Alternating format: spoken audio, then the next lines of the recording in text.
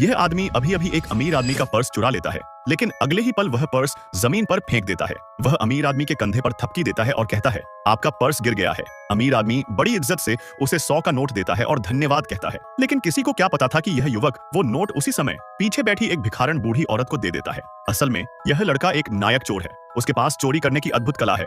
वह किसी भी ताले को सिर्फ 15 सेकंड में खोल सकता है। हर रात वह अमीर और ताकतवर लोगों के घरों में घुसता है, लेकिन वह कभी भी कोई कीमती चीज नहीं चुराता, बल्कि वह दीवार पर अपनी कला यानी ग्राफिटी बनाकर चला जाता है। इसी कारण से उसके सोशल मीडिया पर 30 लाख से भी ज्यादा फॉलोअर्स हो चुके हैं। इस बार वह स्थानीय मुख्य न्यायाधीश के घर में घुसने की चुनौती लेता है, लेकिन घर के अंदर घुसते ही उसे कई अजीब चीजें दिखती हैं, जैसे कि अजीब से औजार और दराज में छिपी कई नौजवान लड़कों की तस्वीरें। उसे शक होता है कि इस विला में जरूर कोई बड़ा रहस्य छुपा है। नीचे तहखाने के एक अलमारी के पीछे उसे एक गुप्त कमरा मिल जाता है। जब वह उसमें लगी छोटी झिर्री से अंदर झांकता है तो डर के मारे वह 3 मीटर पीछे उछल पड़ता है। वह फौरन वहां से भागना चाहता है, लेकिन तभी ऊपर की बत्तियां जल उठती हैं। वह जज वापस आ चुका था। असल में जज को उसके घर के सुरक्षा सिस्टम से हाउस इंट्रूजन अलर्ट मिला था, इसीलिए वह जांच करने लौट आया। जब वह देखता है कि घर की कोई चीज नहीं गई तो उसे लगता है अलार्म में ही कोई गड़बड़ होगी, लेकिन तभी उसकी नजर ऊपर दीवार पर जाती है, जहां ग्राफिटी थोड़ी टेढ़ी हो गई थी। इसी बीच छोटू पीछे से दबे पांव भागने की कोशिश करता है। जज को कुछ आवाजें सुनाई देती हैं, लेकिन छोटू समय रहते